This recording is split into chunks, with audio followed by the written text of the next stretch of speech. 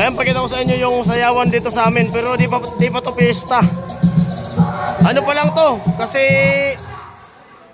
27 pa yung pista dito sa amin.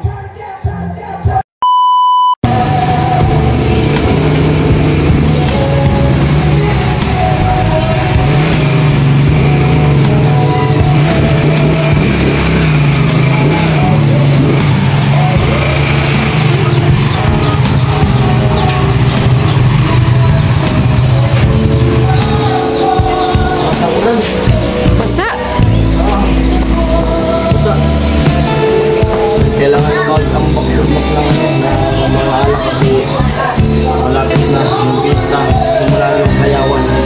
Habang na mamahala.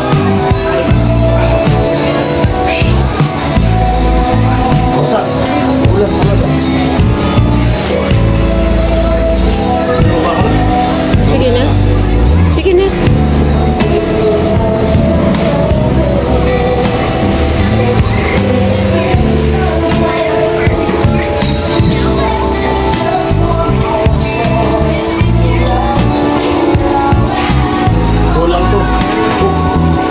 Okay na yan. Mamaya pa nun.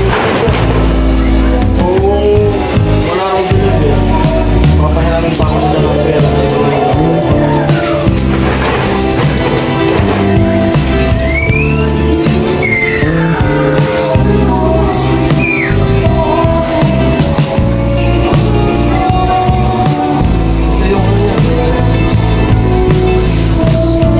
Ay, bagulis na to. Yung ulis na. Kaya nadugo.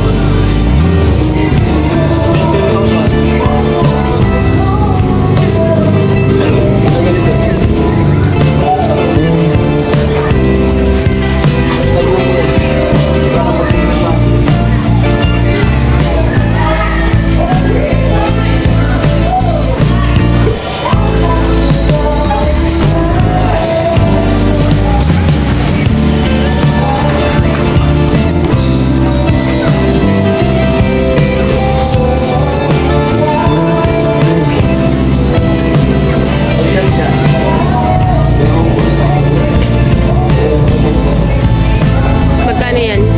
5? Ewan mo.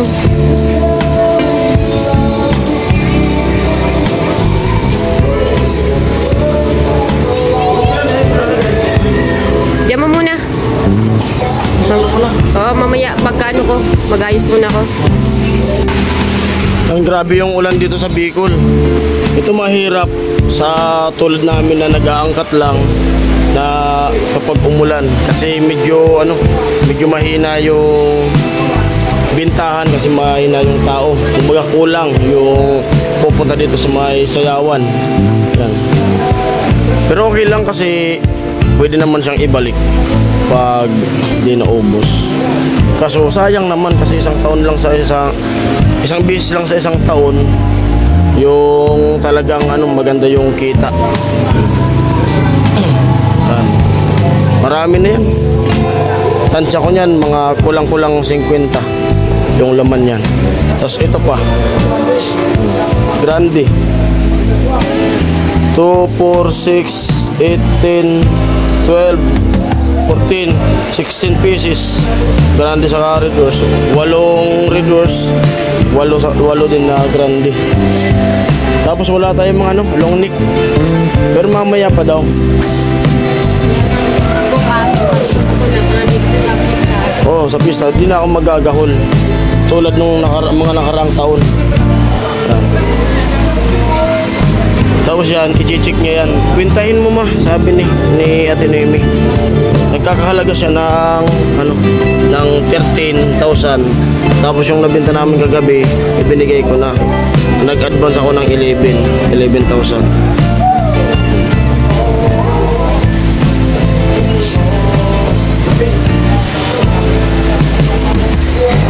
Ayan, at sana po sana panoorin nyo yung mga vlog na ina-upload ko na kahit wala sa Kubay Project.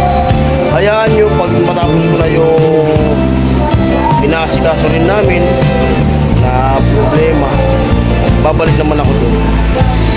Siyempre, unahin ko muna yung sa amin bago ko tumulong ulit sa ibang tao. Yan. Kasi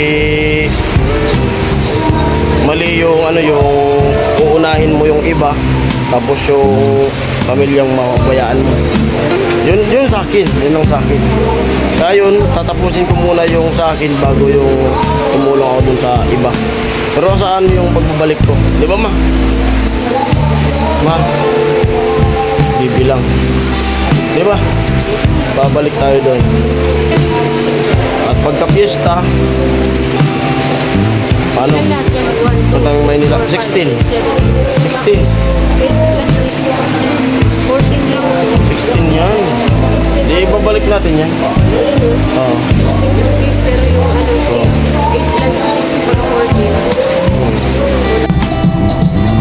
Ngayon pakita ko sa inyo yung sayawan dito sa amin, pero di pa to fiesta.